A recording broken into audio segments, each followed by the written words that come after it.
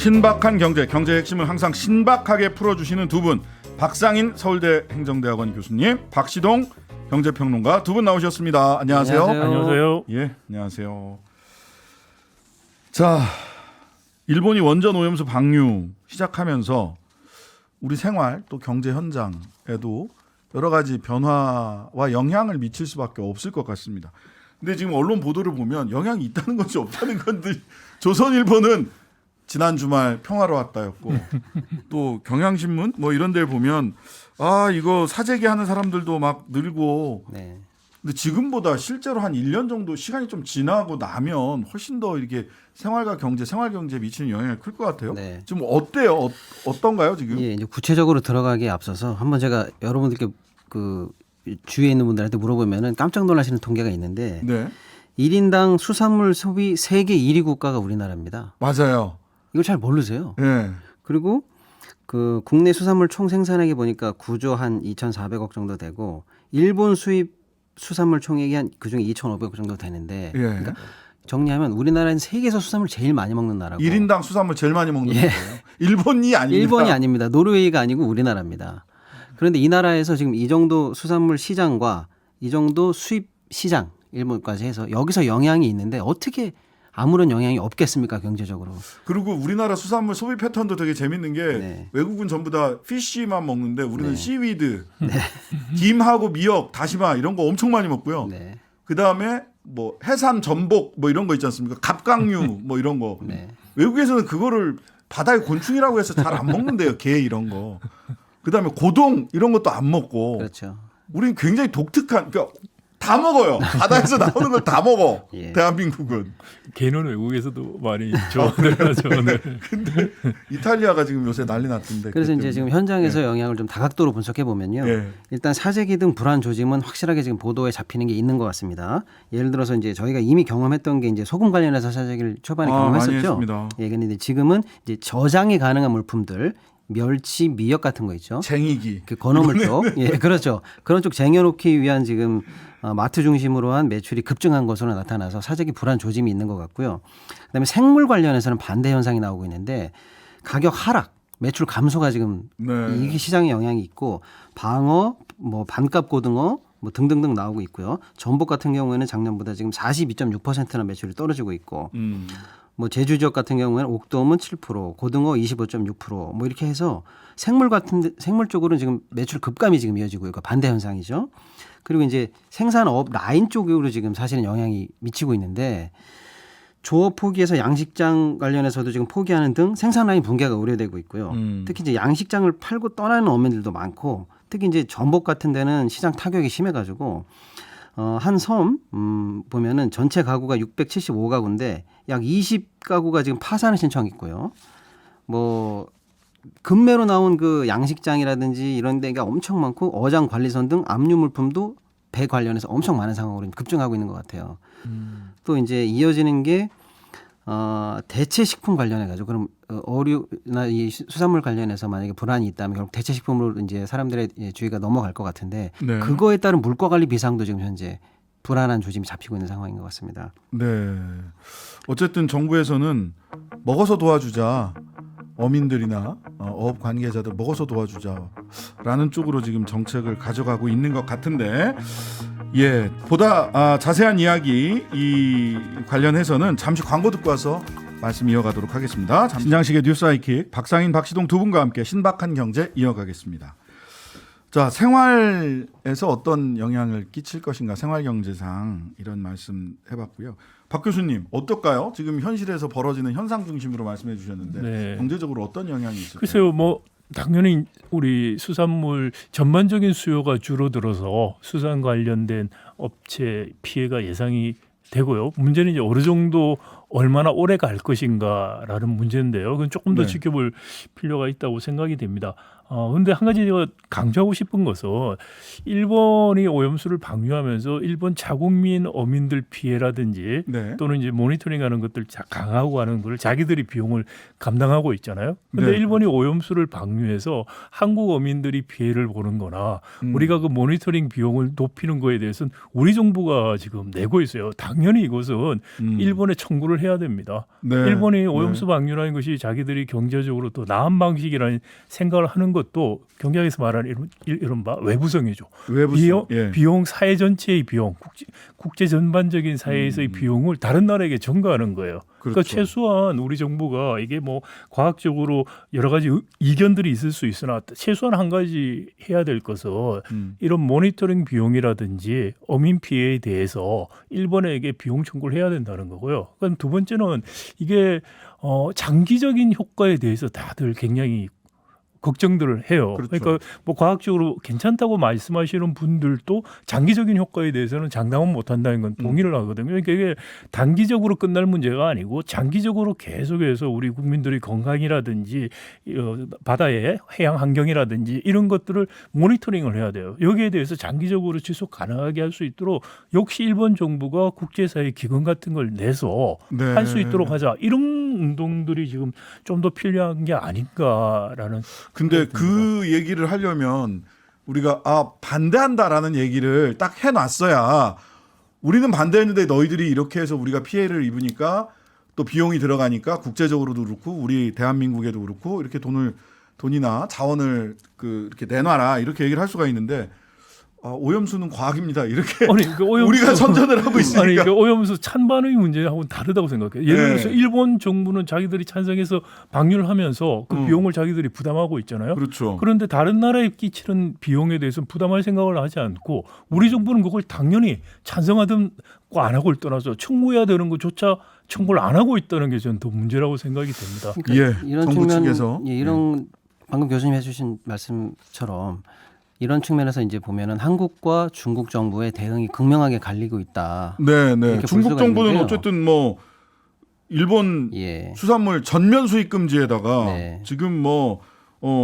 예약했던 일본 여행 취소하고 있고 그렇죠. 중국에서 불매 운동도 쫙 일어나고 있고 굉장히 강력한 대응을 하고 있어요. 중국은 지금 앵커님 말씀하신 것처럼 중국과 또 홍콩 합쳐서 일본에서 나오는 모든 수산물 수입 금지를 지금 선언을 했고요. 네. 그게 지금 일본한테 상당히 충격을 주는 모양입니다. 네. 일본의 최대 수출국이 중국이고요. 전체 일본 수출물의 약 42%가 중국으로 가는데 이 시장이 닫히면 지금 일본으로서도 상상 외에 약간 충격이 올 수출 거의 절반 정도가 그렇죠. 막힌다는 금액으로는 한 1조 4천억에서 5천억 정도 금액이고요. 예. 그리고 중국에서는 거기다 더해가지고 이제 중국 국민들이 약간 반일 정서까지 자극이 돼서 일본 화장품도 안 사고 일본 여행도 안 가고 현재 이런 분위기까지 가고 있는데 네. 반면에 우리는 지금 작년에 수산물 홍보를 하겠다고 해서 610억 정도 예산을 했는데 네. 올해도 한 640억 정도 했는데 지금 거의 다 썼습니다. 네. 추석 지나면 고갈될 것 같다는 거예요. 그러니까 우리 정부가 우리 돈을 마련해가지고 지금 예비비를 추가 편성해가지고 추가 300억에서 600억 정도 추가 편성한다고 해요. 올해 예산에 거의 뭐 더블만큼을 지금 추가 편성해서 우리 스스로 홍보를 하겠다는 거잖아요. 네. 그러니까 지금 일본과 한국의 이 정부의 대응만 보더라도 분명하게 갈리고 그렇죠. 예. 중국과 한국 정부의 대응이 이렇게 다를 수가 있나 하는 측면에서 정말 시사점이 큽니다. 보니까 중국은 일본에서 전체 수산물 수입량의 8% 정도, 일본에서 수입하는 게 전체 수산물 그렇죠. 수입량의 8% 정도라서 8% 정도 수입 안 해도 그 본인들 소비에 큰 지장은 없지만 일본으로서는 42%를 수출물의 42%를 수출 물량에 중국으로 가니까 타격이 크겠는데요. 한국이 어부지리라고 해야 되나요? 한국은 어떻습니까? 그러면? 그래서 일부 기사에 가면 중국이 일본이 한국을 통해서 들어오는 우회 수출 같은 것들을 막기 위해서 한국에 대한 수입 규제도 강한다. 그런다고 했어요. 이런 이야기가 좀 나오고 있는데 실제로 이제 실행할지는 두고 볼 문제인데요. 사실 우리 정부가 그런 지금 후쿠시마 일대에서 오는 일본산은 수입을 안 한다는 입장인데 나머지는 지금 다른 말이 없죠. 그러니까 이제 중국에서 당연히 일본 전역에 대해서 수입 금지를 하는데 한국에서 우회에서 올 수 있다라는 걸 가지고서 그런 조치를 할 수도 있을 것 같다는 생각이 들어요. 그러면 당연히 뭐 일본이 빠지는 부분을 우리가 메꾸는 것이 아니고 다른 쪽에서 메꾸게 되겠죠. 중국 같은 경우에 뭐 생선회 같은 건 사실 거의 안 드시거든요. 중국 분들. 맞아요. 그러다 보니까 뭐 다른 쪽에서 생선을 대체하기가 쉬워요. 우리 같은 경우에는 일본 수입하는 것 중에서 생선회 종류들이 있는데 이런 부분들 앞으로 이제 국내산으로 좀 대체가 되고 하면 국내 수산업계의 타격이 조금은 적을 수는 있는데 그런 대체 효과라든지 이런 것들 전반적인 수요가 주는 거 이런 것들은 조금 더 지켜볼 문제입니다. 그런데 이건 경제적인 수지의 문제를 떠나서 말씀드린 것처럼 누가 비용을 지불해야 되는가의 문제와 더 중요한 건 장기적으로 봤을 때 국민 건강에 대한 문제예요. 이 네. 부분들을 정부가 얼마나 신빙성 있게 믿음 있게 해나갈 것인지 거기에 대한 계획들이 있어야 된다는 거죠. 그러니까 이게 한국을 우회해서 전면 수입 금지인데 한국은 한 10개 지역이죠. 후쿠시마 포함해서 10개 지역 수산물만 수입 네. 금지란 말이죠. 그럼 기타 지역에서 오는 거를 한국을 통해서 그러니까 포장을 가리해서 박스 가리해서 한국 통해서 들어오는 게 아니냐. 그러니까 한국에서 들어오는 수산물도 통관 절차를 엄격하게 하겠다. 이건 저 한국 정부에 대한 항의의 뜻 아닌가. 네. 한국 골탕 먹이기. 네, 충분히 그렇게 해서 가능하고요. 예. 한편으로 저는 이제 이 중국의 전면 수입 금지에 대해서 일본의 두 장관이 했던 멘트가 있는데 네. 우리로 치면 이제 농림수산부 장관이죠. 노무라 농림수산상이 이렇게 얘기했어요. 일본산 식품 규제를 완화하거나 철폐하는 게 국제사회 흐름인데 이거에 역행하니까 불만이다. 그다음에 경제산업상도 과학적 근거가 없는 수입 규제에 대해서 즉각 철폐할 것을 요구한다. 그러니까 저는 이 핵심 단어가 과학적 근거가 없다. 너희들이 반대하는 거. 그리고 국제사회 흐름이다. 일본산을 받아들이는 게. 이 두 멘트를 가지고 있다는 거예요. 그러니까 네. 저는 거꾸로 중국에 대해서 대응하는 일본의 속내가 나왔거든요. 네. 이 두 키워드가. 이걸 우리한테 적용하면 우리 시장도 열라고 할까 봐 그 중요한 힌트가 나왔다고 저는 보고 과학, 있습니다. 예. 국제사회의 트렌드. 예. 예. 이 두 가지에 굉장히 또 우리 용산이 잘 반응을 하시기 때문에 국제사회의 트렌드, 그다음에 과학이라면은 뭐 네. 다 좋아하시니까 그쪽으로 가지 않을까. 그게 키워드가 되지 않을까. 자, 전경련이 이름을 한경협으로 바꿨습니다. 한국경제인협회. 뭐 이름을 간판을 바꿔단다고 해서 그 본질이 달라질 것 같지는 않은데 삼성 비롯해서 현대자동차, SK, LG 등 2016년 국정농단 사건 당시 탈퇴했던 재벌 그룹사들이 동시에 재가입을 했는데 뭐 재벌끼리 모인다는 거는 뭐 항상 할 수 있는 거 아니냐 이렇게 이제 평가를 할 수도 있지만 왜 지금 2016년이 있기 때문에 아마 많은 분들이 이렇게 전경련을 부활시키는 것이 뭐가 문제인가요?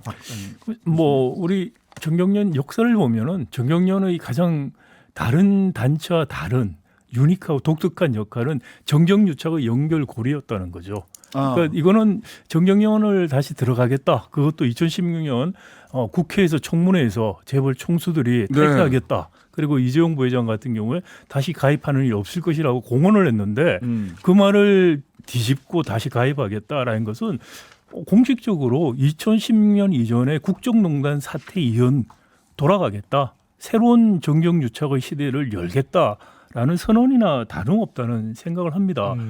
뭐 정경련에서 뭐 지금 정경유착을 방지하기 위해서 무슨 위원회를 만들고 선언을 하고 그리고 싱크탱크 역할을 강하고 이런 이야기했는데 이거는 사실 그 전에 있었던 정경유착 관련된 큰 사건들이 터지고 난 다음에 계속 했던 이야기예요. 예를 들어서 1995년 노태우 비자금 사건 끝나고 나서 똑같이 이야기를 했었습니다.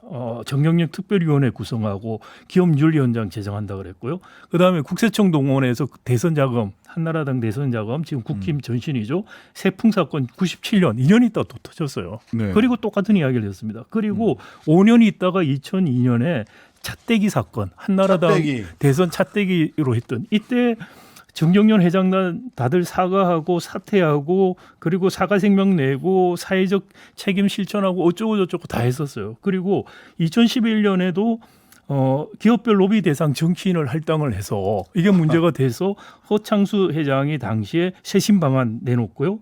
정경련 발전위원회 같은 걸 만들어서 뭐 여러 가지 이제 조직을 바꾸겠다고 13년에 이야기했어요. 그리고 나서 17년에 국정농단을 했던 16년에 터진 거죠. 네. 그리고 나서 17년에 한 것이 똑같이 지금 한 것도 똑같이 싱크탱크로 거듭나겠다. 물론 그 이야기는 2011년에 이미 허창수 회장 때 이야기를 했던 거예요. 그러니까 정말 어떻게 보면 판에 박힌 이야기를 계속하면서 양치기 소년과 거의 같은 일을 반복을 하면서 이것을 가지고서 핑계를 삼고 하는데 이건 국민을 우롱하는 건지 희롱하는 건지 이것들을 이런 것을 진정성 있게 받아들일 수 있는 국민들이 있다고 정말 생각하시는지 정말 국민을 어떻게 보고 그러시는지 참 어이가 없어요 저는. 네. 교수님 말씀에 이제 맥을 좀 같이 하는 게 아마 많은 국민 여러분들께서 기억하실 거예요. 저번 이제 청문회 나와서 여러 네. 기업 총수들이 직접 전화 안 하겠습니다, 탈퇴하겠습니다, 국민들 앞에서 대국민 선언까지 했었거든요. 2017년 뭐 16년, 16년 17년 이때. 근데 지금 사실은 이제 그냥 가입하나보다 하실 수 있는데 이게 사실은 꼼수 가입입니다. 아 그래요? 예, 그러니까 전경련 밑에 한경련이라고 연구법인이 있는데 한국경제연구소. 그렇습니다. 근데 거기서 예를 들어서 전경련은 그때 이제 다 탈퇴를 했어요, 4대 그룹이. 네. 근데 한경련은 탈퇴를 하지 않고 있었어요. 아 그게 별도 법인. 별도 법인이니까 밑에 산하 부설 연구소입니다. 예, 산하 예. 연구소. 그런데 이번에 그러면 다시 가입을 할 거면 대국민 선언에 해당하는 메시지를 내야 될 거 아닙니까? 도대체 왜 가입하는 거야? 왜 라고. 한경협에 전경련 후신에 왜 가입하는 건데? 이게 물어봐야 되는데 얘네들도 죄송합니다. 이 기업들도 이제 입장이 애매하고 할 말이 없는 거죠. 그러니까 예. 은근슬쩍 구렁이 담 넘어가듯이 가고 싶으니까 예. 한경연에는 아직 회원 자격이 있으니까 네. 전경련과 한경연이 이번에 합병을 합니다. 예, 합병한다 그랬어요. 그러면서 이제 회원 자격을 승계해서 사실상 새로 만든 한경협에 회원으로 자동으로 가는 식으로 꼼수 가입을 하니까 예. 대국민 선언도 없이 그러니까 선언도 없이 탈퇴한다고 할 때는 명확하게 국민에게 메시지를 내놓고 지금 왜 다시 가입하는 건데? 라고 할 때 국민 여러분들께서는 정말 우롱당하는 기분이다. 이런 거죠. 저기 삼성 같은 경우에는 이게 이제 재가입하기 전에 준법감시위원회에다가 물어봤죠. 어떻게 하면 좋을지. 예. 그랬더니 준법감시위원회는 정경유착의 위험은 여전히 있다. 그러니 정경유착이 일어나면 탈퇴한다는 조건으로 가입하고 개별 계열사들 이사에서 정하라. 그래서 5개 계열사 중에서 삼성증권을 제한 전자라든지 생명이라든지 예, 주요 다 4개가 들어갔어요. 이사에서 통과를 했었어요. 자, 그러면 준법감시위원회를 만든 게 정경유착 같은 불법 행위를 그것 사전적으로 때문에 막기 위해서 만들었어요. 근데 사전적으로 막기 위해서 사전적으로 자기들은 막을 방법이 없으니 사후적으로 생기면 탈퇴하라. 준법감시위원회가 자기들 존재 이유를 스스로 없다고 선언한 그러니까 거예요. 저는 그거 보면서 너무 웃겼어요. 야 위험을 불사하고 이게 무슨 뭐 하이리스크 하이리턴 뭐 투자하러 갑니까? 위험을 불사하고 갔다가 뭔가 위험이 발생하면 바로 빠져.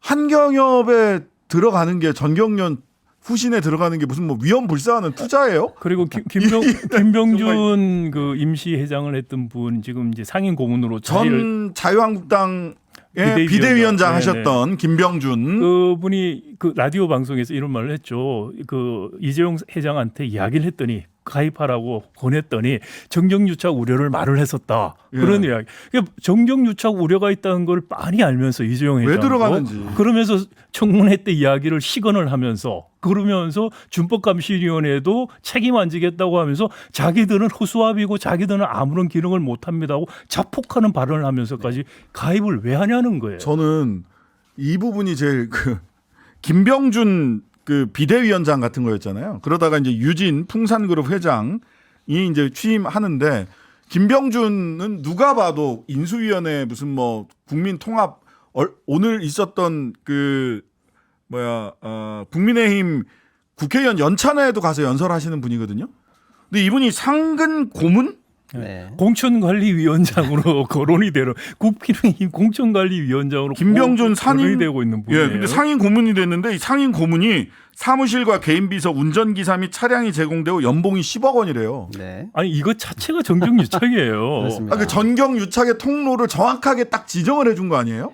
그러니까 도대체 왜 4대 기업은 정경유착이 들어간 거며 정경련은 왜 4대 기업을 계속 불러 모으려고 하는 거고 그 뒷 배경에 정부는 왜 이렇게 정경유착의 고리를 남겨놓으려고 하는 왜 거예요. 그러는 겁니까? 이게 증거죠. 도대체? 그러니까 첫째는 정경련 입장에서는 아주 이건 작은 부분이지만 4대 그룹이 들어와야 회비에 엄청나게 도움되죠. 뭐 50% 이상이라고 예, 그러더라고요. 한때 제일 많을 때는 뭐 60%까지 갔었으니까 예. 걔네들 입장에서는 당연히 좋겠죠. 500억 정도 네. 1년에 내죠. 음. 그다음에 또 하나는 정부 입장에서는 예를 들어 이번에 잼버리 같은 경우도 무슨 큰 사고가 나니까 기업들 보고 지원해.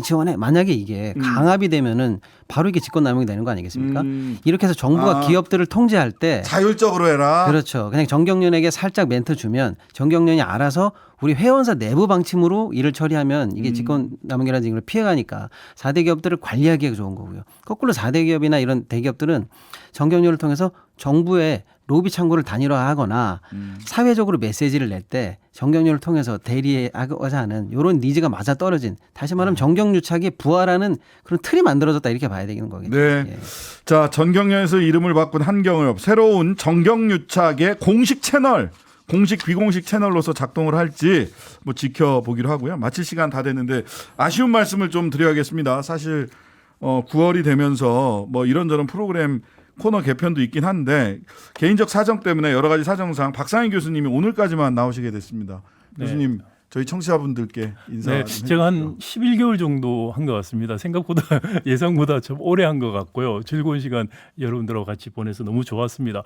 아마 내년 총선이 우리 미래에 굉장히 중요할 거라고 생각이 네. 됩니다. 그런데 지금 보니까 여당, 대통령실과 여당은 부패 그리고 이념 두 가지 가지고서 선거를 하려고 하는 것 같아요. 그래서 네. 민생이라든지 한국의 미래에 대한 정책 경쟁이라는 게 실종될 것 같고 그런 것들을 좀 바로잡는 일을 제가 지금 경실련에서 일을 하고 있는데 알겠습니다. 경실련 중심으로 좀 더 하려고 생각하고 있습니다. 예, 교수님 감사하고요. 박시동 평론가는 다음 주도 계속 나오십니다. 신박한 경제 다음 주는 새로운 게스트와 찾아뵙겠습니다. 박시동, 박상인 두 분 감사합니다. 네, 감사합니다. 하루 종일 기다려지는 진짜 시사. 평일 저녁 6시 5분 신장식의 뉴스 하이킥.